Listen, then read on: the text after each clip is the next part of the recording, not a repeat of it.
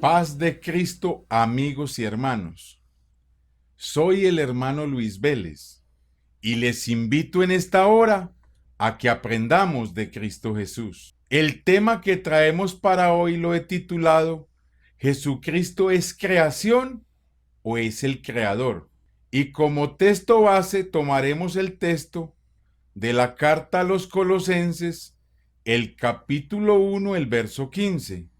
Él es la imagen del Dios invisible, el primogénito de toda creación, porque en él fueron creadas todas las cosas, las que hay en los cielos y las que hay en la tierra, visibles e invisibles, sean tronos, sean dominios, sean principados, sean potestades.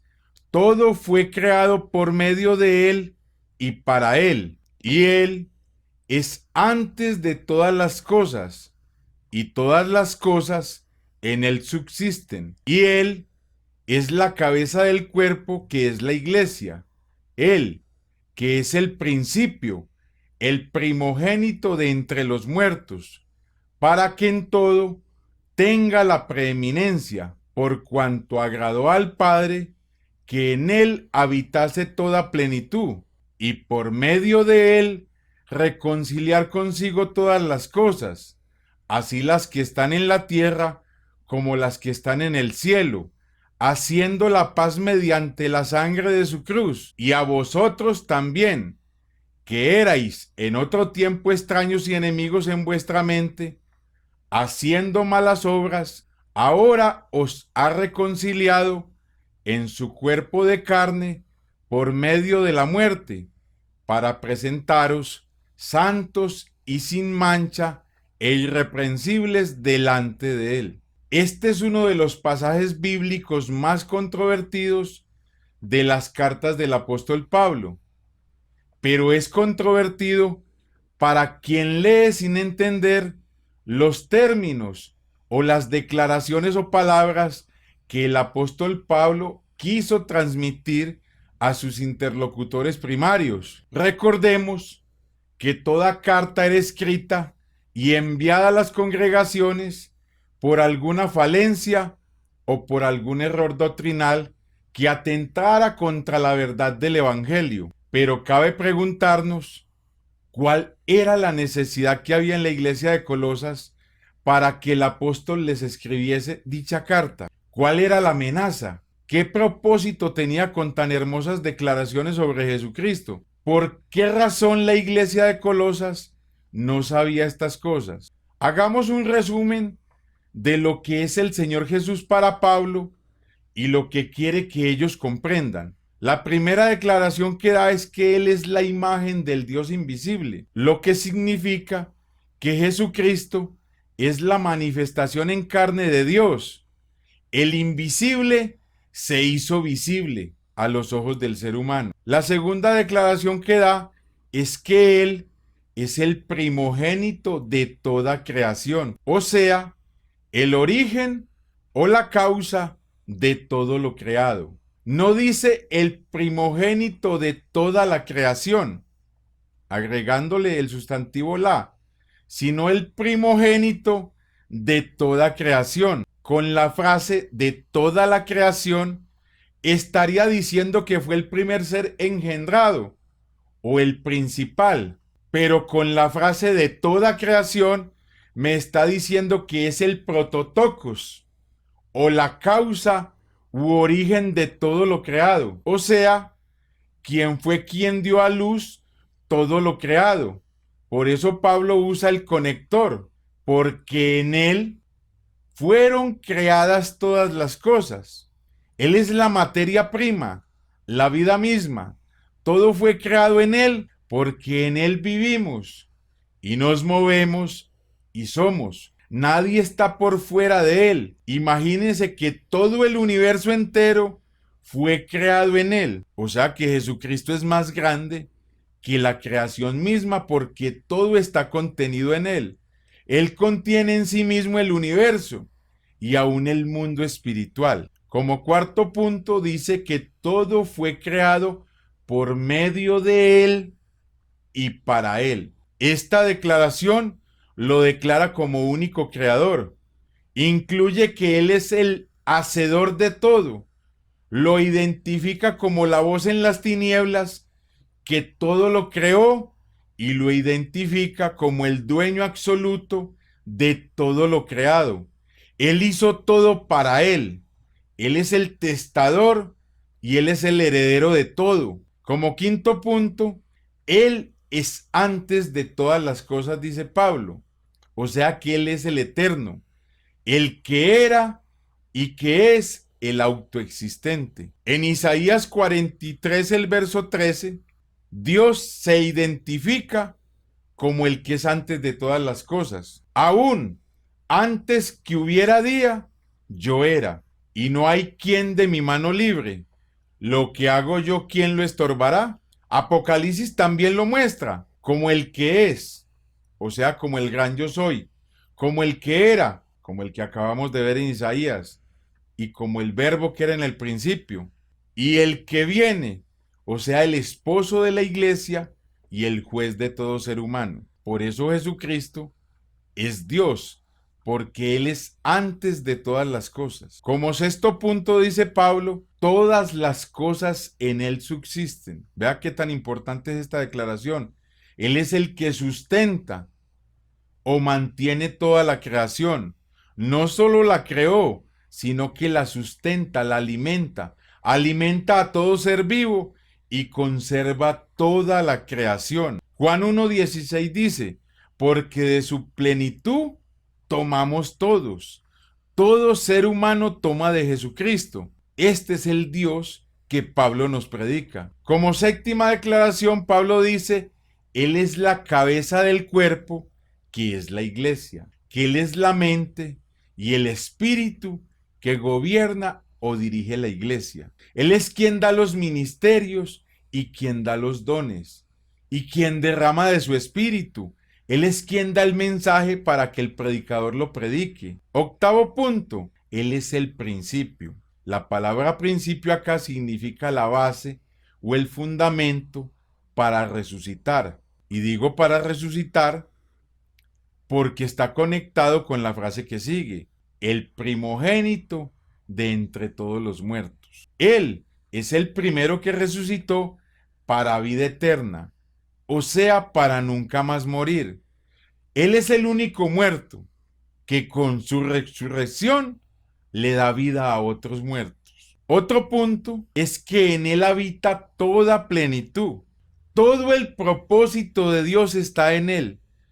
Todo lo que es Dios está en Él. En Él está el poder que pertenece a la plenitud de Dios. Está la sabiduría, está la justificación, está la redención, está el amor, está la verdad, está la ayuda que necesita todo hombre. No hay nada que el hombre necesite que no esté en Jesucristo. Toda plenitud habita en Él. Puede decirse todo lo que hace feliz a todo ser humano. La meta de llegada o la meta de su vida está en Jesucristo. Por eso en Él está toda la plenitud.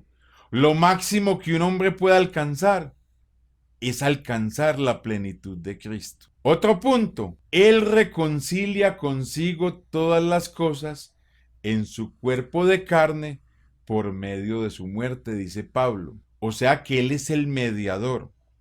Él es el redentor de sus hijos. Él es la ofrenda por el pecado de sus hijos. Esta declaración lo que indica es que la reconciliación la hace Él y nadie más. Por eso dice Pablo que Dios fue quien nos reconcilió en Cristo. La reconciliación se da por la muerte de su cuerpo de carne. Lo que murió de Dios fue su cuerpo de carne, en el cual ese Dios se nos manifestó. Solo se reconcilia quien está enojado con otro.